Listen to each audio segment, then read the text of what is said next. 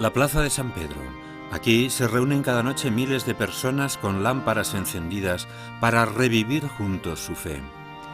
Una fe que comparten en todo el mundo más de 1 millardo de bautizados en el nombre de Jesucristo.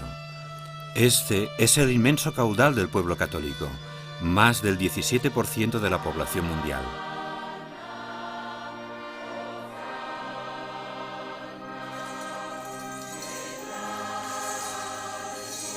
Pero los cristianos incluyen también a los fieles de las iglesias separadas, protestantes, anglicanos, ortodoxos.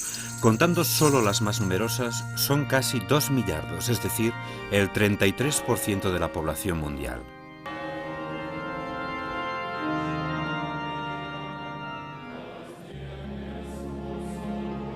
Así pues, el número de católicos en el mundo es como un inmenso río que cada día recorre los senderos de la vida, caminos que conducen a Jesucristo, aquel que para los católicos ha dado y sigue dando palabras de verdad, amor, justicia y paz.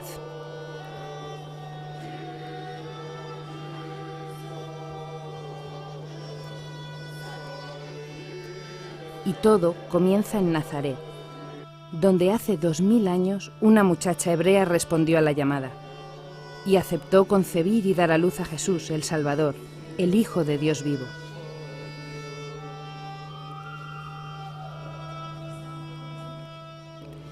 Por ello, para conocer la historia de este pueblo de bautizados en nombre de Jesús, que existe y crece aún tras 2000 años de historia, hay que empezar por el momento en que esta historia da su primer paso.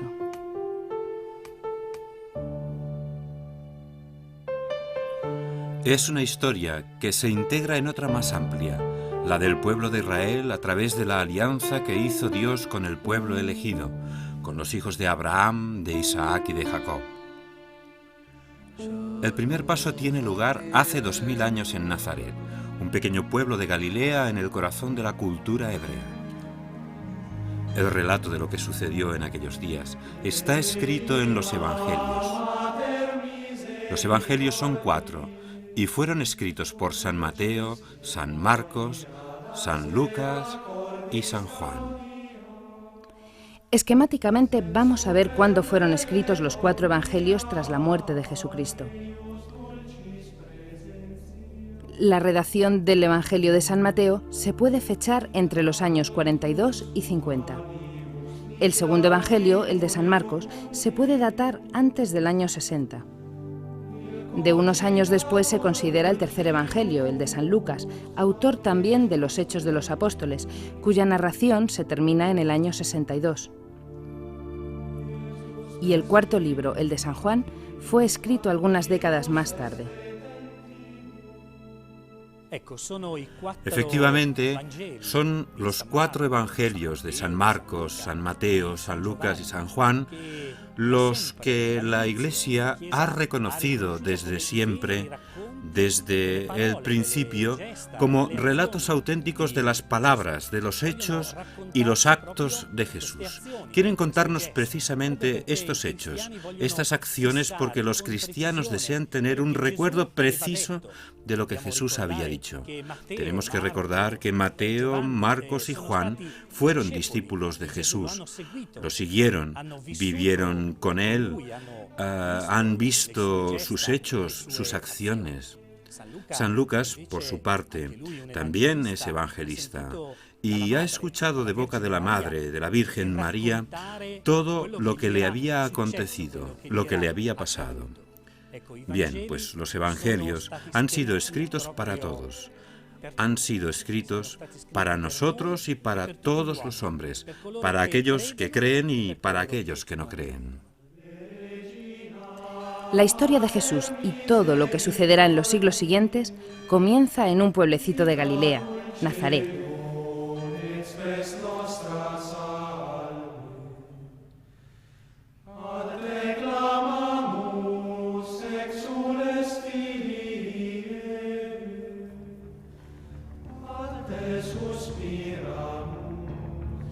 El pueblo hebreo llevaba siglos esperando al Mesías, el cual debería librarlo de la esclavitud y salvarlo. Para los cristianos, Dios responde a esta esperanza mandando a su Hijo Jesús. El 25 de marzo, todos los años, los católicos celebran la Anunciación, es decir, el recuerdo de la aparición del arcángel Gabriel ante la Virgen para anunciarle que habría de ser la madre de Jesús.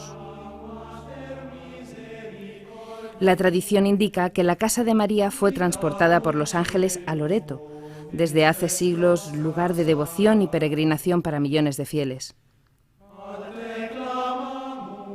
Entre los muros de este santuario volvemos a escuchar las palabras que San Lucas recoge en su Evangelio. Dios envió al ángel Gabriel donde una joven virgen que vivía en una ciudad de Galilea llamada Nazaret y que era prometida de José, de la familia de David.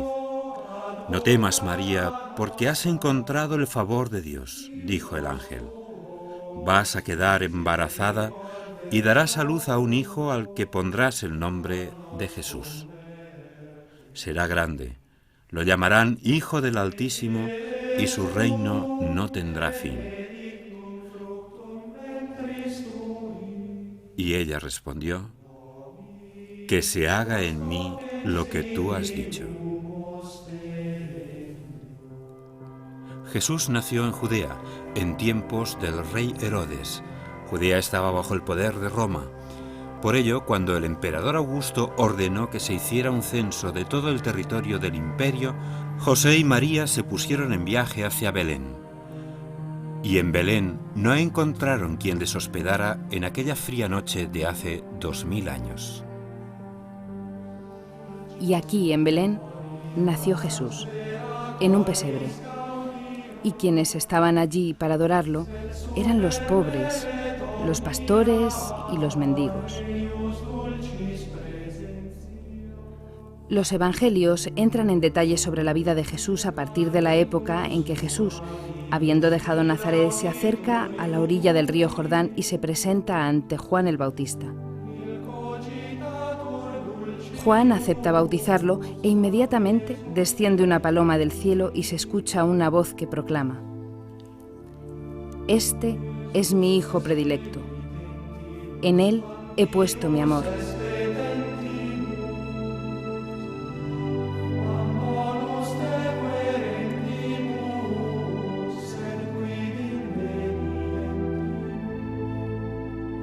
Después del bautismo, Jesús empieza a recorrer los caminos de Palestina, Galilea, Samaria, Judea, y muchos comienzan ya a conocerle y a seguirle. Y un sábado lo encontramos en la sinagoga de Nazaret. el pueblo donde había crecido y le habían conocido. Le entregan, como era costumbre, el rollo de las Escrituras, donde están escritas las palabras de los profetas. Y Jesús lee en voz alta: El Espíritu de Dios está sobre mí. Me ha ungido y me ha enviado para anunciar a los pobres una alegre noticia, para proclamar la liberación a los prisioneros y dar a los ciegos la vista, para liberar a los oprimidos y predicar el año de gracia del Señor. Solemnemente cierra el libro, lo entrega al sirviente y dice: Hoy se cumple la escritura que habéis escuchado con vuestros propios oídos. Jesús proclama su identidad. Jesús se confiesa Hijo del Padre y entra en la historia de la humanidad para devolver la humanidad al Padre. Todavía hoy son millones los fieles por todo el mundo que continúan la misión que comenzó Jesús. Y escuchando su palabra, se llenan de fe, esperanza y caridad. Y en la medida de sus posibilidades, muestran en su propia vida las enseñanzas del Evangelio.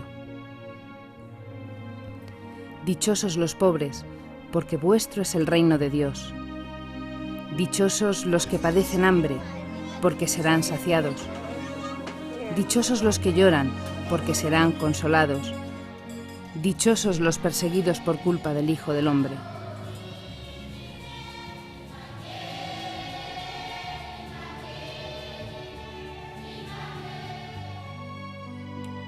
Pero Jesús no se limita a anunciar que el reino de Dios está reservado a los pobres, a los olvidados, a los desheredados. Jesús elige a sus discípulos entre los que no tienen nada.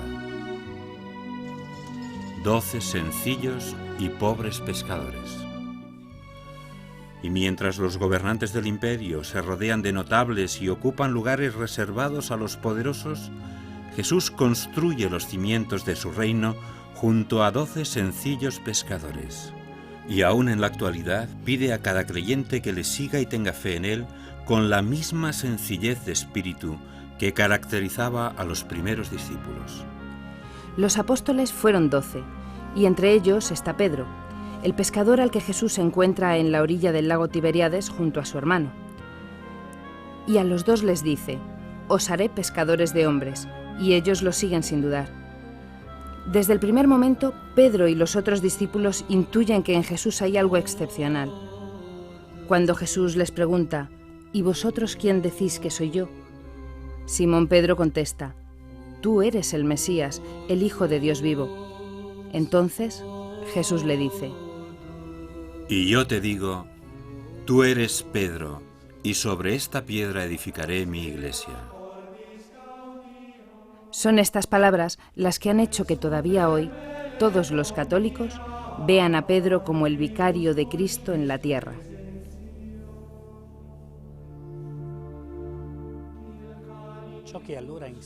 Lo que enseña Jesús es algo nuevo, absolutamente nuevo para aquella sociedad.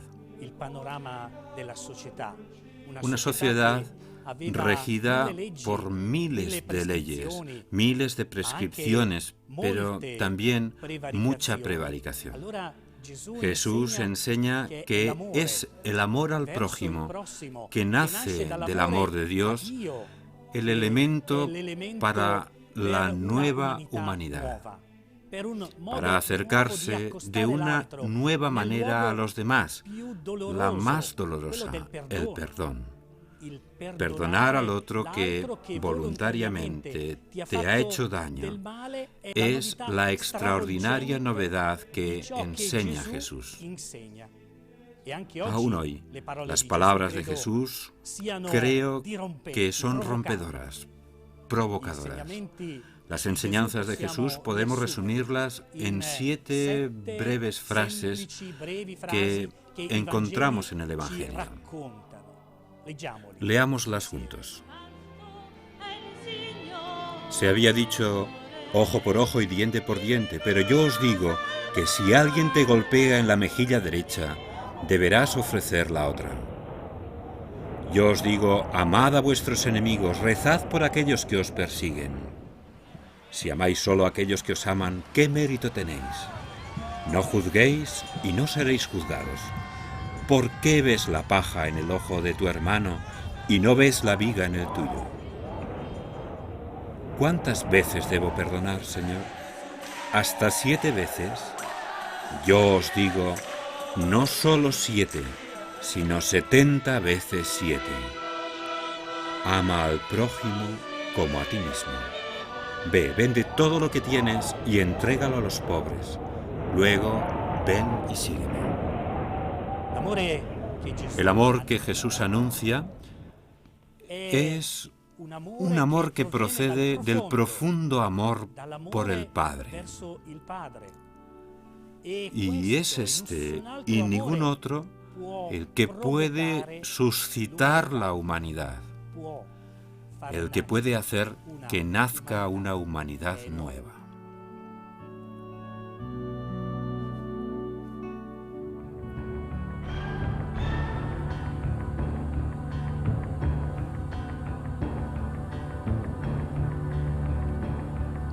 Mientras todo esto sucede, Roma está en el máximo de su expansión.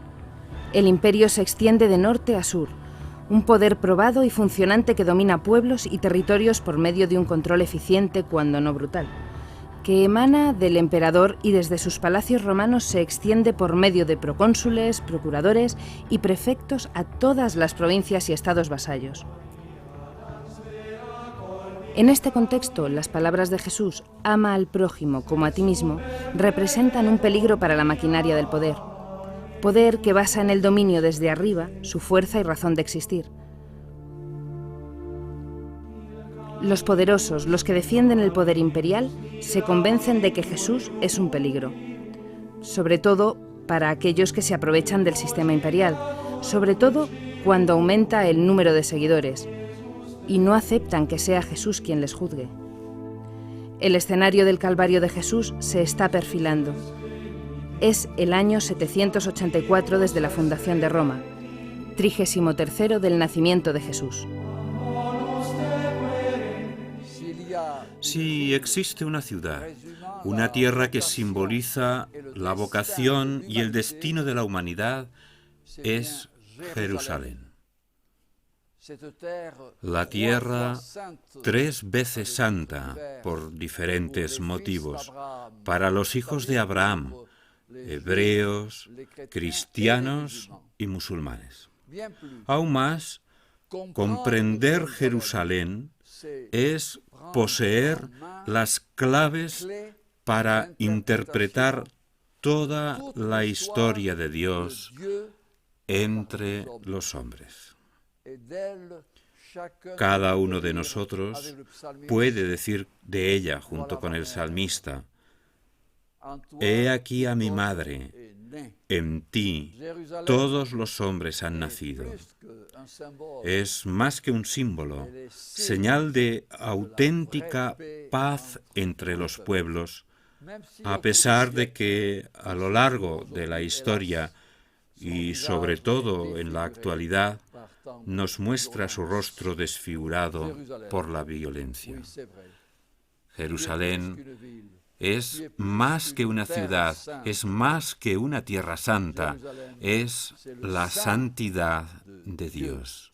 Es Jesucristo, el Hijo de Dios que con su cruz y su resurrección nos enseña que el amor es más fuerte que el odio, la vida más fuerte que la muerte.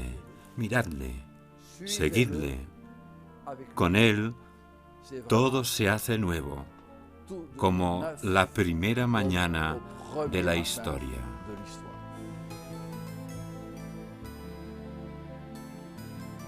En este año 33, Jesús vuelve a Jerusalén, aclamado por la multitud que lo acoge como a un rey, agitando ramas de palma y olivo. Ahora, como entonces, son muchos los cristianos que desean estar juntos y escuchar las palabras de Jesús, de este hombre que encarna a Dios y que quiere una historia hecha de paz, de comunión, de esperanza y amor. Jesús, sentado entre los discípulos, dice: He deseado ardientemente celebrar esta Pascua con vosotros antes de mi pasión. Poco después se produce la situación más significativa e importante para la historia de la Iglesia y los millones de fieles que hasta el día de hoy siguen considerándose hijos de Dios. Es el momento en que se instituye la Eucaristía. El momento en que Jesús instituye la forma a través de la cual, después de haber subido a los cielos, sigue presente en la vida de cada hombre.